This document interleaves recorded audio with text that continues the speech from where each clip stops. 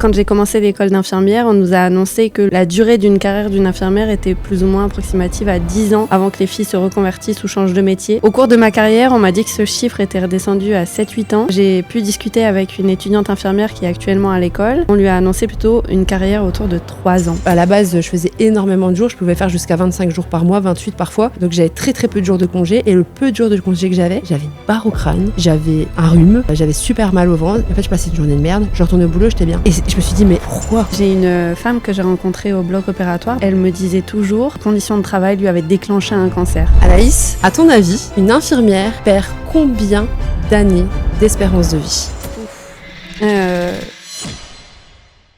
Hello à tous et bienvenue dans ce nouvel épisode des Audacieuses par Infirmières Libres, le podcast numéro 1 des infirmières, créé par les infirmières pour les infirmières. Hello Zoé. Salut Anaïs, bienvenue à tous dans ce nouvel épisode. Aujourd'hui, on va échanger sur comment le métier d'infirmière diminue ton espérance de vie. On espère en tout cas que cet épisode va vous parler et qu'il va vous aider à trouver la motivation et redevenir le personnage principal de votre vie.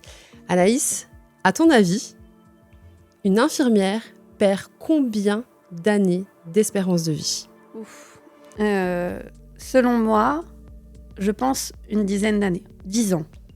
Alors, je pense maximum, mais j'imagine que ça doit tourner autour de ça. Mais 10 ans, c'est énorme. Alors, c'est pas 10 ans, mais on n'en est pas loin. Donc, selon une étude, les infirmières vivent 7 années de moins que les autres femmes. Je trouve juste ça aberrant et dingue. Surtout quand tu as passé toute ta vie à te sacrifier, à te consacrer à ton métier. Finalement, tu arrives à perdre encore énormément d'années, même après ta pension. Finalement, tu n'en profites pas vraiment, j'ai l'impression. Bien sûr, justement, tu me donnes ces chiffres-là, ces statistiques. J'en ai une autre qui est une mauvaise nouvelle, mais aussi du coup peut-être une bonne nouvelle finalement. Quand j'ai commencé l'école d'infirmière, on nous a annoncé que la durée d'une carrière d'une infirmière était plus ou moins approximative à 10 ans avant que les filles se reconvertissent ou changent de métier. Au cours de ma carrière, on m'a dit que ce chiffre était redescendu à 7-8 ans. Et là, j'ai pu discuter avec une étudiante infirmière qui est actuellement à l'école. On lui a annoncé plutôt une carrière autour de 3 ans. Donc, ce qui signifie qu'on fait plus de 3 ans d'études pour finalement travailler à peine 3 ans. Donc, si la personne arrive à tenir toute sa carrière, non seulement elle aura perdu 7 ans de sa vie, mais si elle ne le fait pas, elle ne va pas travailler très longtemps infirmière. En fait, ces chiffres sont hyper alarmants dans les deux sens. Quand je disais la bonne nouvelle, je mets des guillemets, parce qu'on a besoin des infirmières évidemment, mais je pense qu'il faut vraiment que tout le monde prenne conscience de ce qu'est être une infirmière et ce que ça implique dans la vie personnelle aussi et sur le point de vue santé. Parce que j'imagine que du coup, finalement, ces personnes qui perdent autant d'années de vie, c'est parce que leur santé, à un moment donné, a été impactée, que ce soit physique ou psychique, c'est certain. Ouais, quand tu dis l'espérance de vie d'une infirmière dans sa carrière est de 10 ans, puis de 3 ans, je pense que tu veux dire qu'à partir de ce moment-là, elle commence à être au bout de ce qu'elle peut donner et elle envisage une reconversion à partir de ce moment-là. Toutes ne le font pas, mais moi, ça me fait penser aussi le chiffre 10, je m'en souviendrai toute ma vie. Quand j'ai commencé à faire du libéral, j'ai rejoint un groupement et il y avait un mec infirmier avec qui on bossait et il partait pour aller en maison de repos. Et je lui dis, mais comment tu peux quitter le libéral pour retourner en maison de repos ? J'arrivais pas à comprendre. Il m'a dit, j'ai fait 10 ans en libéral, il m'a dit, 10 ans, il faut que je change, il faut que je trouve un rythme plus sain, parce qu'il m'a dit, tu verras, tu feras 10 ans. Je lui ai dit, jamais de la vie, j'irai à l'hôpital. Impossible. C'était vraiment, j'en étais certaine. Et j'ai fait 10 ans pile. Et au bout de 10 ans, c'était terminé. Alors lui, par la force des choses, il a dû continuer à être infirmier, mais il avait besoin d'un changement. Comme avant, il avait fait autre chose aussi, il était déjà plus âgé. Et j'ai fait 10 ans aussi, j'aurais été incapable de faire 1 an de plus. Et j'ai rencontré d'autres personnes qui m'ont dit la même chose. Moi, je suis un peu plus ancienne dans la génération, et pareil, c'était 10 ans avant de craquer à l'époque. Aujourd'hui, on entend des chiffres de 3 ans, c'est juste dingue d'entendre ça. Parce que tu te dis autant de sacrifices à l'école, autant de dons de soi pour finalement 3 ans après ne même plus être épanoui dans ton métier. Je trouve ça dingue. Et c'est vrai qu'on entend de plus en plus d'infirmières qui souffrent psychologiquement, physiquement. Je sais pas toi, mais moi, pour la petite histoire, j'ai 2 histoires. La première qui m'a vraiment marquée, c'est une espèce de fatigue articulaire à 30 ans. Ça veut dire qu'à 30 ans, j'avais l'impression d'avoir de l'arthrose dans mes mains. J'avais tout le temps mal mes doigts. Je faisais toujours, je m'en souviens, je faisais toujours des exercices comme ça. Je devais toujours détendre mes doigts. Et je me disais, mais attends, j'ai 30 ans, j'ai l'impression que j'ai déjà de l'arthrose. Et c'est un truc qui m'avait vraiment marqué et qui me faisait peur. Et ça a même été beaucoup plus loin que ça. C'est que j'avais commencé à envisager une opération du canal carpien, tellement j'avais mal mon pouce. Ça me réveillait pendant la nuit. Je savais plus tordre un gant de toilette. Le fait de faire la pince, tu sais, pour remonter le pantalon des personnes, j'avais mal à mon pouce, j'arrivais plus à le faire. Donc j'utilisais des autres techniques pour faire les gestes adéquats. J'avais 30 ans. À 30 ans. J'avais 30 ans. Mais Incroyable. le plus dingue de tout, c'est que j'ai gardé ces douleurs-là pendant des années. J'ai arrêté d'être infirmière. Je n'ai plus jamais eu mal ni aux mains. Soi-disant l'opération canal carpien, j'en ai plus. C'est Pas eu fini, besoin. terminé. Et je me suis dit, ok, en fait, les gestes répétitifs, minimes, tu sais, les pinces. Vous, en France, je pense que les infirmières, elles font pas de toilettes. Je me trompe ou pas? Si, c'est le rôle propre. Initialement, c'est le rôle propre de l'infirmière. Ok. Mais effectivement, dans beaucoup de structures et au domicile aussi, c'est principalement les aides-soignantes Ok. qui font ça. Parce que C'est nous, presque, c'est un rôle que l'infirmière remplit de moins en moins, alors que voilà, ça Ok. fait vraiment partie du rôle propre. Mais on a les aides-soignantes principalement qui Ok. nous aident là-dessus. On a des aides-soignantes en Belgique aussi. Par contre, toutes les infirmières font les toilettes chez nous. Toutes. Enfin, je veux dire, moi, à domicile, En équipe avec l'aide-soignante, du coup, non? Alors, à domicile, moi, je ne faisais que des toilettes. Ah, waouh, C'est simple. Alors non, nous, les infirmières libérales en France, quasiment, font très peu de nursing. Même quand tu es infirmière libérale remplaçante, bien souvent, un argument phare, c'est pas de nursing. Nursing, ça veut dire pas de toilette. Et c'est ou les HAD, ou les auxiliaires de vie, ou les ADMR, les choses comme ça qui vont faire la toilette au domicile. Et dans les services hospitaliers, effectivement, il y a les aides-soignantes qui vont faire les toilettes, mais normalement, on est censé avoir un rôle propre et le faire le plus possible en binôme, ou en tous les cas pour les cas lourds, que ce soit l'infirmière qui le fasse. Ok, ben voilà. Moi, par contre, je faisais que des toilettes. Et c'est vrai que c'était vraiment ces gestes-là, tu vois, habiller les patients, tordre les gants de toilette, basique, un peu, tu sais, comme les femmes de ménage. Les femmes de ménage, elles ont ces douleurs articulaires aux mains à tordre les serpillères, je pense que ça s'appelait ça comme ça en France, les serpillères, mais toujours tordre, les mains mouillées, tu vois, et ben elles attrapent de l'arthrose très très vite. Et j'avais attrapé exactement la même chose. Tout ce que tu me dis là, ça me fait penser un peu au SOS quand on voit notre corps finalement, pour faire comprendre que ça commence déjà à être difficile pour nous, peut-être plus dans l'inconscient. Et je pense qu'on a toutes les deux plein d'exemples de collègues qu'on a croisés qui ont développé des choses ou eu des maladies, ou en tous les cas eu des choses en lien avec la profession.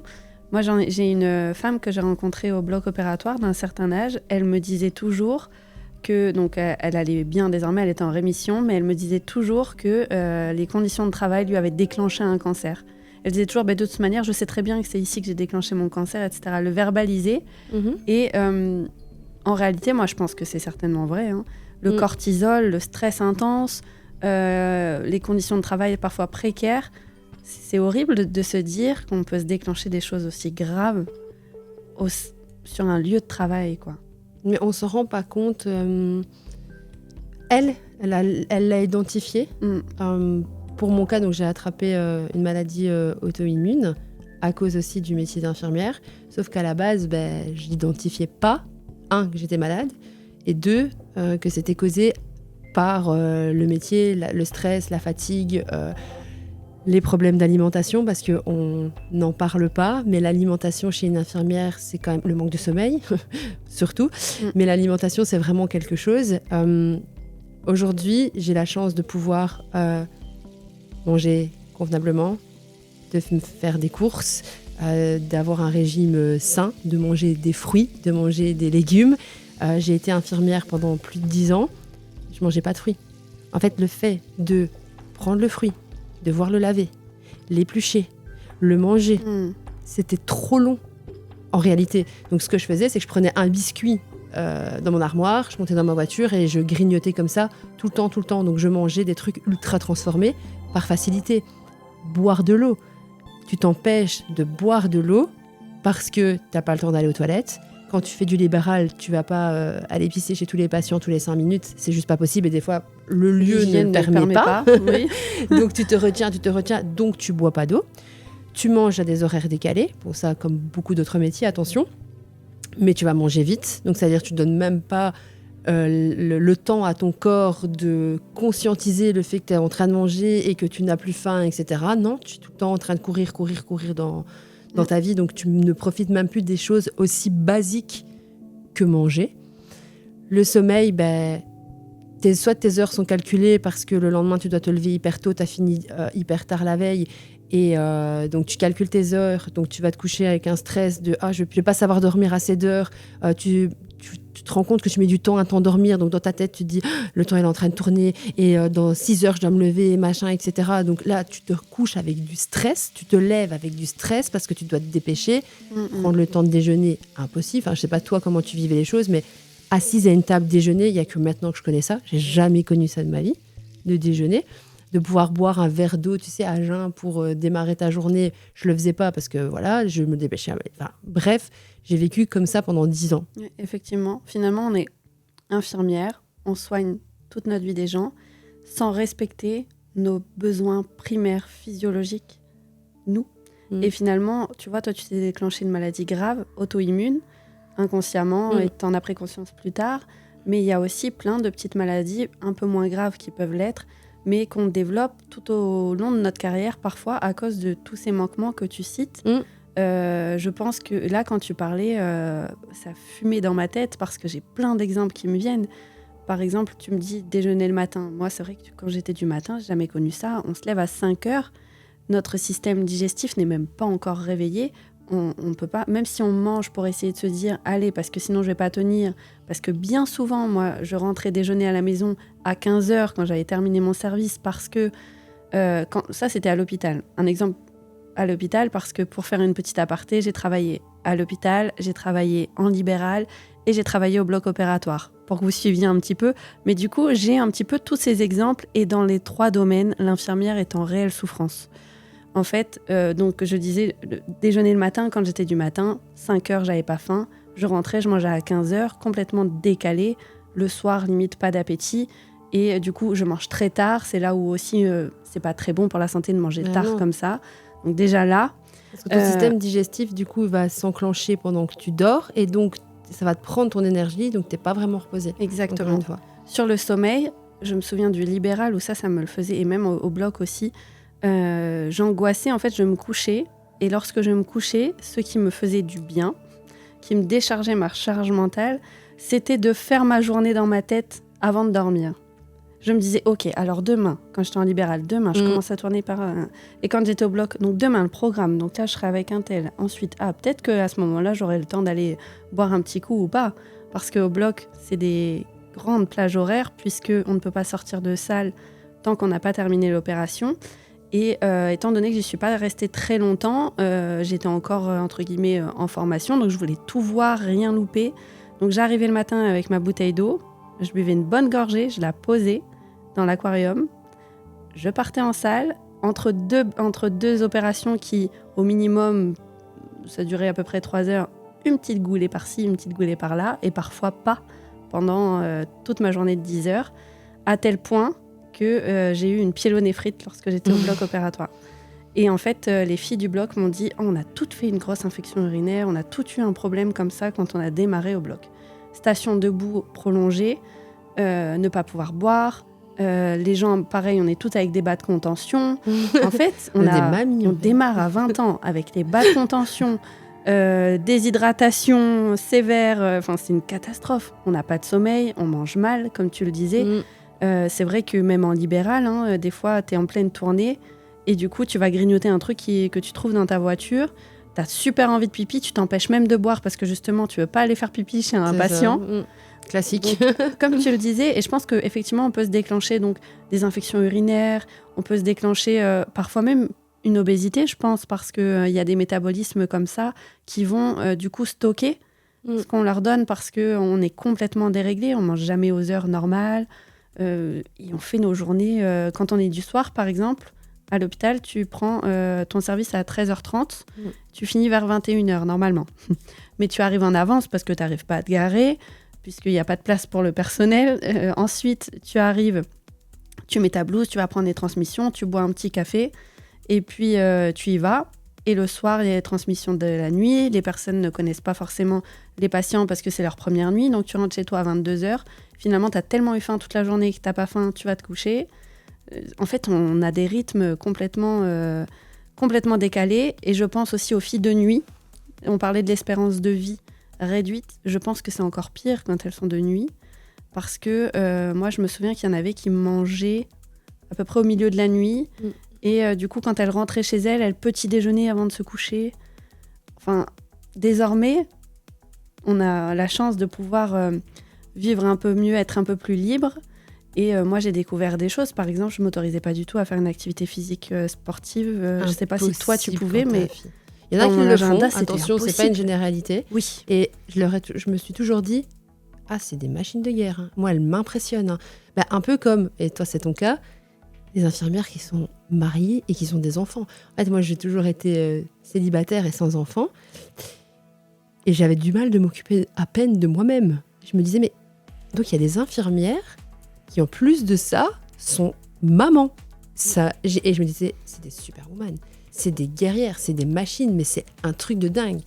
Et donc faire une activité physique quand tu es déjà au bout de ta vie, mais vraiment au bout de ta life, je ne sais pas comment elles font. Et pourtant, c'est nécessaire, que ce soit pour ta santé, que ce soit pour ta force, ton dynamisme, ta tonicité. C'est important de faire du sport et donc certainement que ça les aide dans leur métier. Mais il faut un sacré mental. Hein. Moi, quand je rentrais de mes tournées, c'était manger, micro-ondes, divan, comme ça. Ok, c'est bon, là, il me reste plus que 7 heures avant de reprendre demain. Hop, je me pose, je dors. Merci, au revoir et bon week-end. Et ce rythme-là m'a provoqué cette maladie auto-immune. Donc, en fait, je me rendais compte d'une chose, c'est que j'étais tout le temps fatiguée. Tout le temps fatiguée. Alors que même si, voilà, on dort pas énormément quand on est infirmière, mais je dormais quand même convenablement. Justement, je faisais attention à aller me coucher tôt pour me lever tôt, être en forme, quand même avoir mes 7 heures de sommeil. Pour moi, c'était le minimum, etc. Donc, je dormais pas mal. Je me réveillais fatiguée. J'étais en congé, j'étais fatiguée. J'avais tout le temps mal à la tête. Et je me disais, mais comment c'est possible d'être tout le temps dans cet état, Mais à cause de manque d'hydratation, manque d'alimentation saine, de manger ultra transformé, parce que je mangeais des plats préparés, je cuisinais rien, je mangeais pas de fruits, je mangeais pas de légumes. En fait, j'ai commencé à me créer de l'inflammation. L'inflammation, c'est lié à ton style de vie, mais aussi à ton mental. Tu vois, le fait de ne pas être épanoui dans ce que tu fais, de toujours être stressé, de toujours avoir une pression. En fait, tu crées de l'inflammation en toi. Cette inflammation te crée une maladie auto-immune, et la maladie auto-immune te crée un cancer. Donc cette dame-là, ça a certainement démarré dans le fond, avec des signaux que tu vois pas, comme moi je voyais pas. Je me disais juste, franchement, je disais, moi je suis une meuf fatiguée. Je suis née, je suis fatiguée en fait. Je pensais que c'était ma personnalité, ma personne, qu'il y avait des gens qui avaient besoin de dormir plus, etc. Et que je dormais peut-être pas assez. Donc je m'étais catégorisée comme une fille fatiguée. Alors que non, c'est juste que les besoins primaires, encore une fois, n'étaient pas assouvis et j'étais en manque de tout, des carences phénoménales.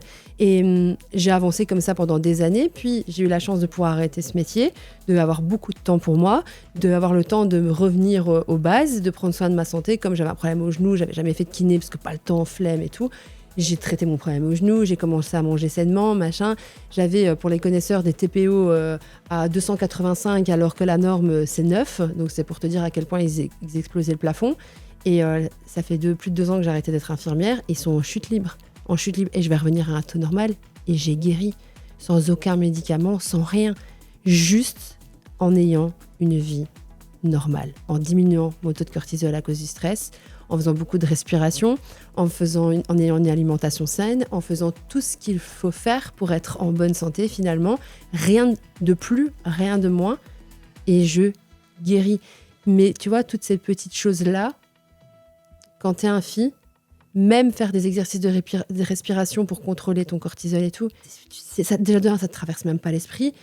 Et de deux, ce temps-là, tu vas même pas le prendre. C'est tellement bidon, c'est tellement loin de ton quotidien, tu vois, de de tête dans le guidon, d'avancer comme ça, etc. Tu vas même pas prendre la peine de faire ce... Enfin, moi, on me parlait de ça, je me disais, connerie, j'ai pas le temps, en fait. Il faut que je bosse, en fait.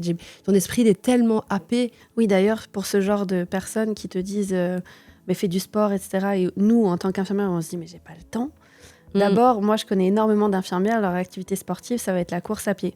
Parce que finalement, du coup, c'est un sport qu'elles peuvent faire, elles, quand elles... sans engagement, sans se bloquer un créneau dans leur agenda. Moi, j'en connais énormément qui ont voulu s'inscrire à des cours collectifs et qui ne pouvaient pas parce qu'avec les plannings changeants, impossible, ou alors elles vont s'inscrire et pas pouvoir y aller comme elles le souhaitent, donc ça valait pas le coup. Donc même, finalement, dans le choix des activités sportives, ça peut être un problème. Et aussi, il y a... moi, je vais te donner un petit exemple. Par exemple, quand je suis tombée enceinte de mon 3e enfant, un petit bébé surprise, et c'est l'année où je me mariais 5-6 mois après, et je venais d'acheter une maison que j'allais avoir du coup au moment où je me mariais. En fait, j'ai eu les clés de la maison le vendredi après mon mariage. Mais c'était une maison à rénover totalement. Et mes collègues, en sachant ça, par bienveillance, panique à bord. Anaïs, si tu fais ça, je te jure, tu vas divorcer. Mon couple, il va pas tenir. Mais parce que avec notre métier déjà tellement... Et je comprends, c'était hyper bienveillant de leur part. C'était vraiment pour presque me prévenir. Rassurez-vous, j'ai pas divorcé, tout va bien. Mais c'est vrai que je comprends qu'elle m'ait dit ça parce qu'on a déjà un métier tellement pénible, épuisant. C'est pas... Le métier n'est pas pénible, soigner les gens, être avec les patients. C'est un des plus beaux métiers du monde, attention. Bien sûr. C'est... comme on le disait là, du coup, les facteurs que ça induit, c'est-à-dire un rythme de vie où on ne sait jamais nos plannings à l'avance. Même pour prendre un rendez-vous médical, je le vois moi dans mon cabinet, les infirmières qui viennent, à chaque fois elles me disent « je prendrai sur Internet parce que je ne connais pas mon planning ». Même pour les enfants, leur caler des rendez-vous, on ne sait jamais. Donc il y a une charge mentale déjà augmentée par le fait qu'on ait un planning aléatoire, complètement aléatoire. On ne peut jamais réserver nos vacances à l'avance parce qu'on a les plannings d'été seulement fin mars, début avril. Les vacances de Noël, c'est pareil. On le sait au dernier moment et c'est 5 jours maximum. C'est tellement de contraintes comme ça dans la vie familiale. Ensuite, pour la gestion, quand on est maman des enfants. Et là, j'allais rajouter... Donc, je me mariais dans le sud de la France. J'habite dans le nord de la France. Donc, il y avait plein de facteurs, c'est vrai, qui faisaient un peu peur. Et elles m'ont dit, et tu vas rénover la maison, enceinte enceinte, infirmière, mariage. Ouais, oui. Et du coup, à ce moment-là, comme je me suis challengée un peu plus, j'ai dit, en plus, je vais partir en libéral. Là, ils se sont dit, mais ça va pas bien. Effectivement, ça n'allait pas bien. Je me suis dit aussi, c'est pas très facile pour moi de concilier comme ça. Donc, c'est pour ça qu'après, je suis partie au bloc. Mais finalement, la vraie bonne solution, c'était celle d'aujourd'hui. De me rendre plutôt libre. Libre. J'ai envie de te poser une question pour voir si j'étais la seule ou pas. Alors, t'as pas été libérale longtemps, mais j'imagine qu'en structure, ça doit être un peu la même chose. Est-ce que quand t'étais en congé, t'étais tout le temps malade ou tout le temps, genre, t'avais soit la migraine, soit t'étais malade, soit t'avais mal au ventre? Est-ce qu'à chaque fois que t'étais en congé, t'avais pas un truc? Si. D'ailleurs, je me suis même demandé si c'est pas moi qui me le déclenchais, parce que en fait, c'était tellement habituel que presque je prévenais les gens. Là, de toute manière, je vais être malade puisque je suis en vacances. C'est un truc de fou. Alors, effectivement, il y a peut-être une part de je provoque ma propre situation, mais moi, c'était un truc de dingue. Je me disais, mais attends, j'étais libérale, donc à la base, je faisais énormément de jours. Je pouvais faire jusqu'à 25 jours par mois, 28 parfois. Donc, j'avais très, très peu de jours de congé. Et le peu de jours de congé que j'avais une barre au crâne, j'avais un rhume, j'avais super mal au ventre. En fait, je passais une journée de merde. Je retournais au boulot, j'étais bien. Et je me suis dit, mais pourquoi? Et j'avais discuté avec une autre personne qui me disait, mais tu sais, ça, c'est juste une question de... Tu relâches la tension rapidement. Toi, t'es stressé, tu te dis, ok, machin, et tu relâches. Et en fait, tu casses un petit peu toute cette barrière de force, de sécurité, de tout le temps dans un rapport de force à tenir. Que en fait, ton cerveau, il est en mode automatique, tu peux pas craquer. Et dès que tu as la moindre petite relâche... Ça fait souvent ce phénomène aussi à la retraite. On entend énormément de gens qui ont été en bonne santé, malheureusement, enfin heureusement, toute leur vie, arrivent à la retraite, c'est là où ils déclenchent des maladies. Je pense qu'il y a ce lâcher-prise un petit peu et pouf, c'est là où on attrape les choses. Mais effectivement, moi aussi, j'ai vécu ça sur mes vacances. Et je dirais même pour les infirmières aussi qui sont mamans, bien souvent on pose nos vacances en même temps que les vacances scolaires de nos enfants. Et je peux te promettre que être en vacances avec tes enfants, c'est pas réellement des vacances. Parce que du coup, tu veux les occuper, ils sont toujours à la maison. Si tu les occupes pas, au niveau énergétique, c'est quand même puissant. Et du coup, en fait, ce sont des vacances qui reposent pas. Et tu reviens au travail plus fatigué qu'avant de partir. Et c'est toujours un peu difficile. Donc, quand en prime, tu sais que des fois, tu as des petites vacances. En tous les cas, moi, c'était mon cas. Sur les vacances où j'étais malade, la plupart du temps, c'était sur les vacances hors période scolaire. Parce qu'avec les RTT, parfois, j'avais quelques jours, tu sais. Et c'est souvent là où j'étais pas bien et où je disais à mon mari, punaise, mais en fait, je n'ai même pas pu en profiter. J'avais prévu. Et souvent, j'avais prévu une to-do list pendant les 3-4 jours, c'est-à-dire ranger toutes les armoires, aller faire de la peinture dans ma chambre, trier le garage. Parce que vraiment, même ça, des tâches comme ça importantes pour lesquelles aujourd'hui on va programmer tel jour et tel jour ou telle heure, on va le faire. C'était difficile pour moi de le faire lors de mon quotidien. Je sais pas si tu vois ce que je veux dire. Il fallait toujours que j'ai au moins une série de 4-5 jours pour faire des tâches comme ça.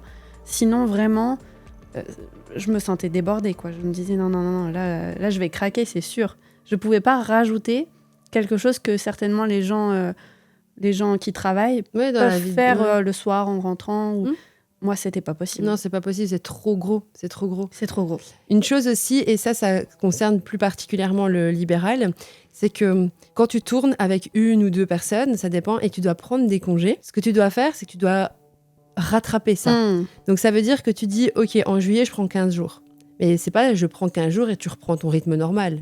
Non, ça veut dire que tu dois calculer pour travailler plus avant et plus après pour que ta collègue ou tes collègues puissent elle aussi partir, donc il faut rattraper. Donc ça veut dire que tu te tapes, souvent tu pars 15 jours, tu te rattrapes 15 jours d'affilée juste après. Il y a cet aspect-là, il y a l'aspect financier aussi, parce qu'on dit oui, en libéral, tu gagnes super bien. En libéral, tu gagnes super bien parce que tu fais énormément d'heures. Tu fais un 38 heures semaine comme tout le monde, tu gagnes même pas un SMIC. Et ça, les gens, ils en ont pas conscience. Ouais, mais les infirmières, elles gagnent beaucoup d'argent. Ouais, mais elles travaillent un 38 heures semaine, elles ont pas un SMIC. Faites le calcul, c'est la réalité.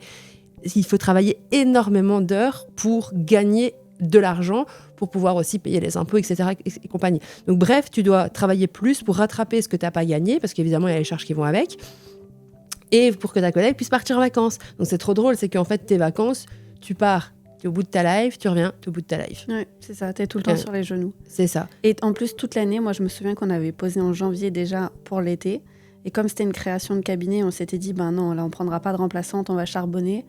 Franchement, en fait, j'étais focus sur ça. Je me disais, oh là là, en juillet, je vais faire les 15 jours d'affilée. En juillet. Et je me disais, finalement, c'était trop bien quand je pouvais prendre 3 semaines à l'hôpital, parce que ça, plus jamais en libéral, je me serais permis. Non, mais c'est impossible. Et j'entends souvent, on l'entend souvent chez les libérales, c'est le mois d'août, ça va être horrible. Le mois de juillet, ça va être horrible. Parce qu'elles savent qu'elles doivent récupérer si leurs collègues partent en vacances. Et en fonction des enfants, machin et tout. Si toi, tu dis, ok, moi, je prends mes vacances en septembre, tu passes juillet et août à charbonner comme une dingue pour que tes associés, tes collègues puissent partir en vacances. Et c'est normal. Là, t'as pas le choix. Enfin, c'est normal. Pour tes collègues, c'est normal de le faire. Mais c'est pas normal d'avoir ce genre de vie. Et ton été, l'été, c'est juste l'enfer. Et on parle même pas de travailler par 50 degrés dans la bagnole et compagnie. Ça, c'est un autre sujet. Il y a d'autres métiers qui subissent ça aussi, évidemment. Mais très dur, ouais. Tout en sachant que la première semaine de tes vacances, en général, t'as pas encore totalement décroché. Tu penses encore à tout ce que tu auras à faire, etc. La deuxième semaine, tu commences à peine à profiter et bam, on y retourne. Donc, c'est-à-dire que tu profites 2-3 jours parce qu'après, tu te prépares déjà à la reprise. Donc, finalement, bénéfice nul pour sacrifice énorme. Comme beaucoup de libérales. Ouais. Lors du podcast sur le burn-out, d'ailleurs, sur ces faits de semaine, la première semaine, on détache, etc., c'est une psychologue qui m'avait dit ça, qu'il fallait au minimum 3 semaines pour commencer à avoir des bénéfices. Donc les 15 jours sont pas assez bénéfiques pour les libérales, c'est sûr. Mais financièrement parlant, effectivement, elles peuvent pas se permettre plus. C'est impossible, comme tu l'as dit. Moi, je trouve que le 38 heures, c'est encore gentil quand tu as dit ça, parce que finalement, déjà, elles travaillent beaucoup plus, avec pas du tout d'avantages. Donc finalement, vraiment, quand on pense que toutes les libérales sont riches, non, vous feriez pas leur journée si on rapportait tout au taux horaire. C'est ça, oui. C'est une question de taux horaire, tu as tout à fait raison. Ouais. Et tu me disais aussi, donc, lors du podcast Burnout, que tu avais souffert de migraines pendant longtemps. Moi, je sais que les derniers mois, je souffrais de maux d'estomac énormes, alors que j'avais jamais eu ça. Je pense que je commençais à me faire un ulcère parce que je suis pas quelqu'un qui stresse de nature, ou en tous les cas, je vais le verbaliser par le rire souvent. Et donc là, c'était vraiment mon corps qui me faisait comprendre t'es pas bien. Toi, tu avais eu ça un petit peu avec les migraines. Est-ce qu'aujourd'hui, dans ta vie maintenant, tu t'es débarrassé totalement de ces migraines ? Tu penses que c'était lié à ton métier, du coup ? Totalement. Alors, c'est lié au métier, mais les migraines étaient provoquées par l'inflammation que j'avais. Alors, toi, c'est l'estomac. Moi, c'était l'intestin, deuxième cerveau. Tout est lié, tu vois, tout ce qui est stress, etc., ça se joue au niveau du ventre. Et ça me provoquait des migraines, effectivement. Plus aucune migraine, plus de problème d'inflammation. Je dors très bien, je suis tout le temps en forme. Donc je te disais, je pensais qu'être fatiguée, c'était mon identité. Je pète la forme. Je suis en pleine forme. Avant, à peine je posais ma tête sur l'oreiller, je dormais comme un poids mort. Là, maintenant, des fois, je suis même excitée quand je vais au lit. Et ça, je te promets, il n'y a rien qui peut me rendre plus heureuse que ça. Autant avant, j'avais pas cette notion d'importance de ma santé.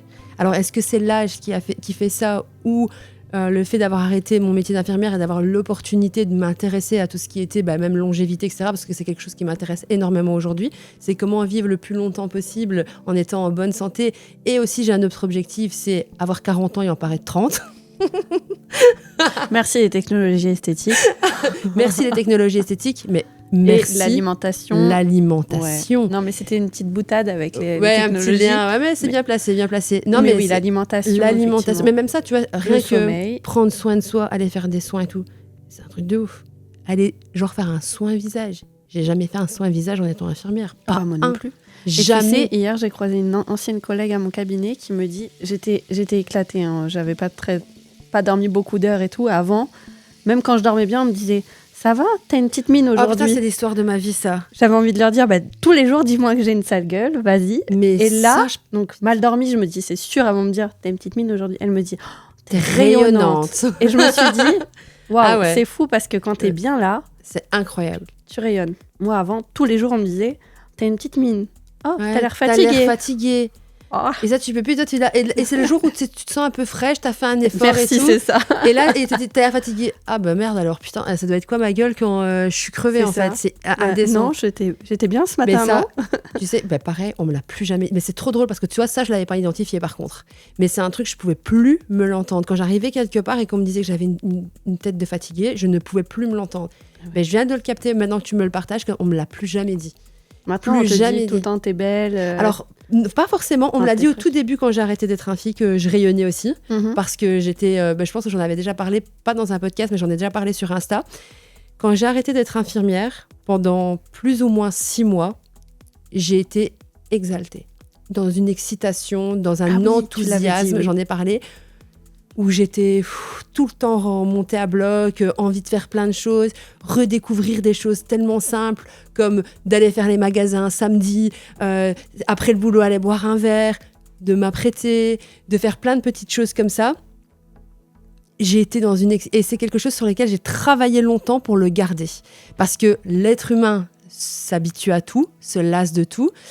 Et au fur et à mesure que le temps passait, forcément, cette excitation, elle diminuait et je m'en rendais compte. Je l'identifiais. Et je me suis dit, en fait, Zoé, là, il faut que tu le gardes le plus longtemps possible.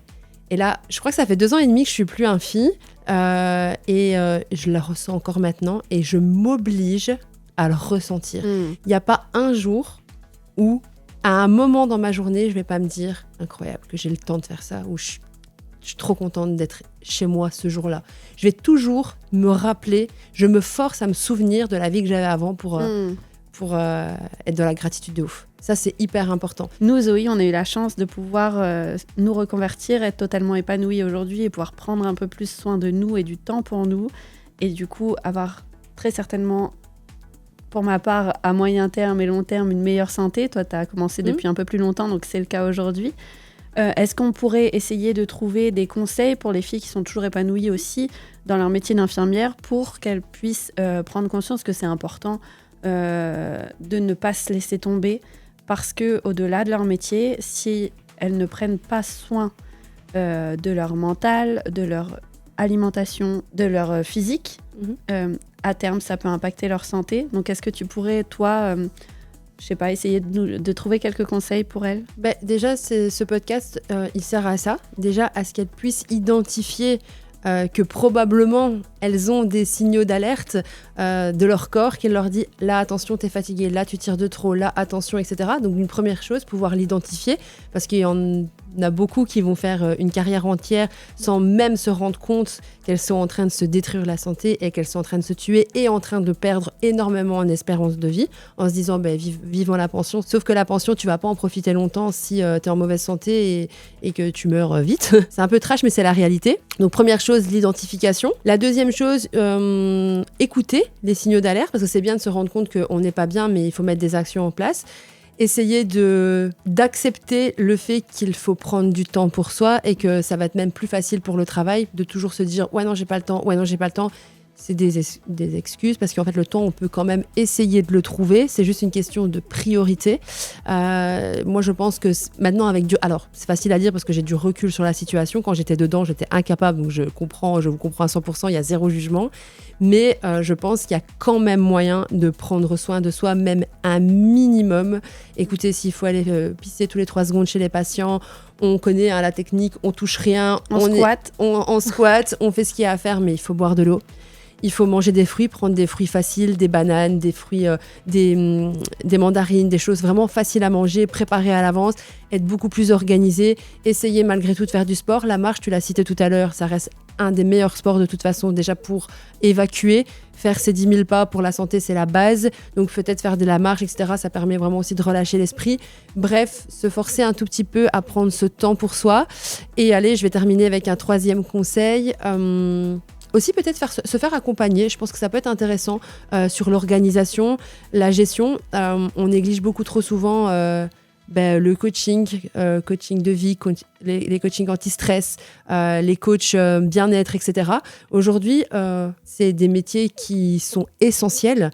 Et quand on est aidé pour faire les choses, honnêtement, c'est beaucoup plus facile parce qu'elle va vous aider à structurer et vous avez enclenché quelque chose, vous avez mis un mouvement, vous avez pris une décision de dire « Ok, là, il est temps que… » Je ne sais pas quand le podcast va sortir, mais certainement début d'année ici en 2026, c'est l'occasion justement de relancer les choses, renouvellement, renaissance et de se dire « Ok, je vais commencer à prendre du temps pour moi et peut-être un jour, vous allez enclencher d'autres choses et vous allez vous offrir votre propre vie idéale. » En tout cas, c'est… ce que je vous... C'est ça, les filles, vous êtes infirmières, vous avez des capacités d'organisation, de rigueur. Quand vous êtes en service et que vous avez plein de tâches à faire, quand vous êtes en libéral et que vous avez beaucoup de patients à aller voir, quand vous êtes au bloc et que vous avez un gros programme opératoire, vous savez mettre en place les actions d'organisation pour qu'à la fin de la journée, tout soit check parce que vous êtes comme ça, rigoureuse, organisée et consciencieuse. Soyez consciencieuse avec vous-même. Prenez ce même planning, cette même to-do list pour vous fixez dans votre agenda comme si c'était une activité pour vos enfants, comme si c'était quelque chose pour vos patients et le faire pour vous-même parce que c'est pas ok d'avoir la boule au ventre, c'est pas ok d'avoir des maux d'estomac tous les jours, c'est pas ok d'avoir mal au pouce à 30 ans, c'est pas ok de se développer des maladies auto-immunes ou des cancers. Et ça commence par bien s'hydrater, c'est avoir une bonne alimentation, c'est bouger un petit peu. Je dis pas de devenir la sportive de l'année parce que moi-même j'y suis pas encore, mais je commence, on en parlera une prochaine fois. Mais comme tu disais, la marche un petit peu tous les soirs pour aussi se vider l'esprit ou le matin. Vous pouvez, je suis persuadée, mettre ça dans votre routine et franchement, votre corps et votre tête vous remerciera, c'est sûr. Merci Anaïs. C'était super en tout cas, merci pour cet échange. Et merci à toi aussi. Merci. Prenez soin de vous et on se dit à très bientôt dans le prochain épisode. Ciao. Ciao.